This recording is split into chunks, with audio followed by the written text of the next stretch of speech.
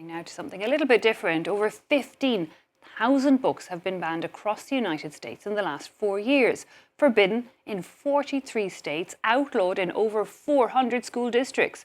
The censorship targets mostly books about race or racism with people of colour or LGBTQ plus topics. Books that have been banned include The Kite Runner, The Perks of Being a Wallflower, The Handmaid's Tale, but also a number of children's picture books like Draw Me a Star, written by Eric Carle, who's also the author of The Hungry Caterpillar. And it's not just the prose in books that are being curtailed. President Donald Trump has passed orders to get rid of gender, diversity, inclusion from all federal documents.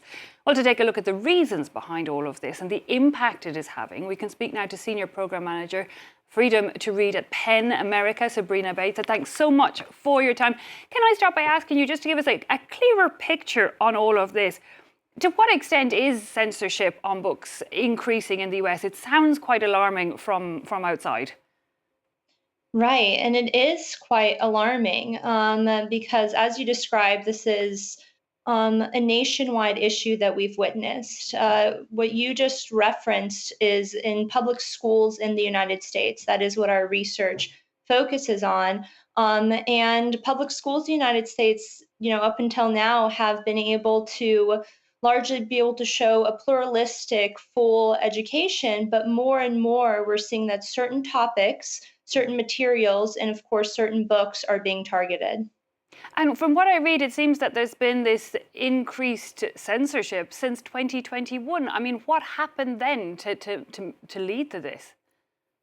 Yeah, so this started with organized groups on the ground, but they were coordinated. So these were groups on the ground that were going to school districts and deciding, calling for bans of books, calling for certain materials to be removed, doing challenges, by the hundreds at a time. It moved up to a state level. And then if you think about the impact that that can have on an entire state, that it's every district is affected. And now you've already hinted that we're concerned about this happening at the nationwide level, at the federal level, and affecting the public schools, across the nation. So it started, yes, in 2021, but it's really been an effort that as we've been able to diversify shelves, as we've been able to offer more representation for different groups, this is a backlash to that.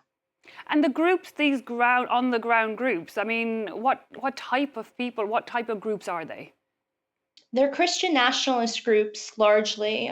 They're right-wing groups largely. That is what they espouse, and that is what they claim to be themselves. So that is not me putting any kind of label on them.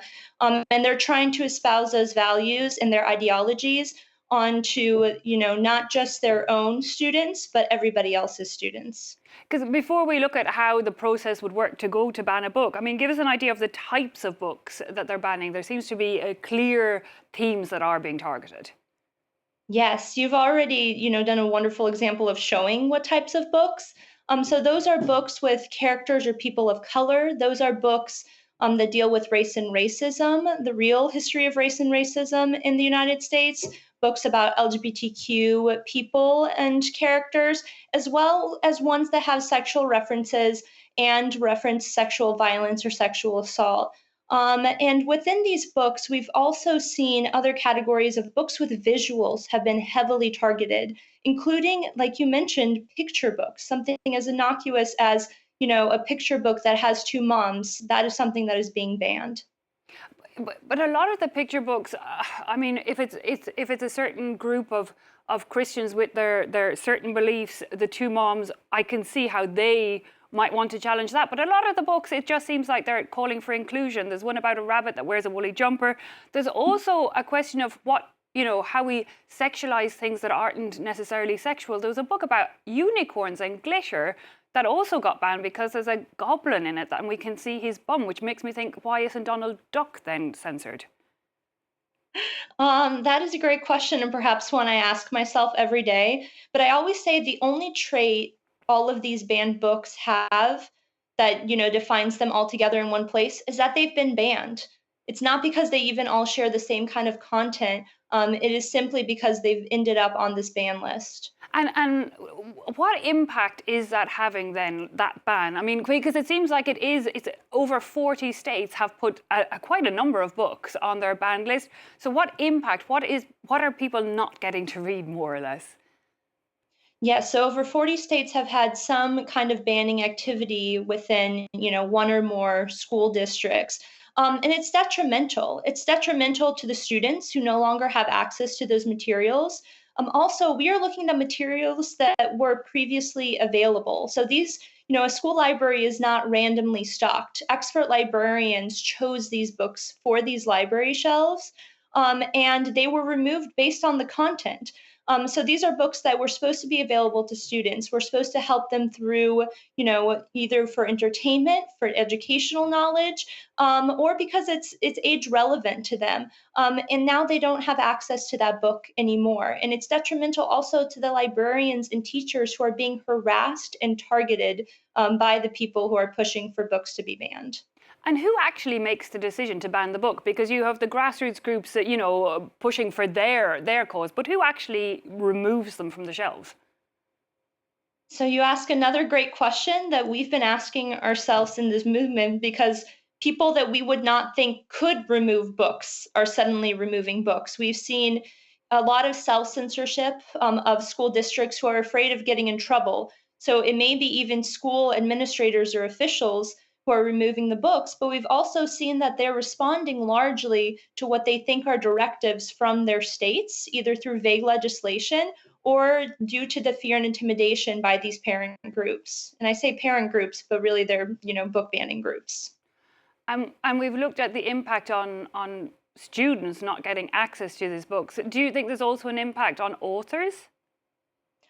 Oh, absolutely. So I'm from PEN America. We are an author membership organization, and we've been serving authors for over 100 years. That is why we are involved in this fight, because it is hugely detrimental to authors, especially this affects mostly, young adult and younger authors. So they are writing these books for these audiences. So it has an emotional toll on them when they're told that, their careers that they dedicated towards crafting these materials for young people are being banned based on the content, a lot of times their own lived experiences, but it's also detrimental in very, logistical ways. It's detrimental to their income, it's detrimental to their careers.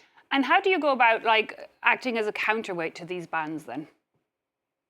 Yeah, so we try to bring a lot of public awareness to these bans, because one of the first things I heard when I was first reporting on this 3 years ago is, but it's the United States. Book bans aren't happening here.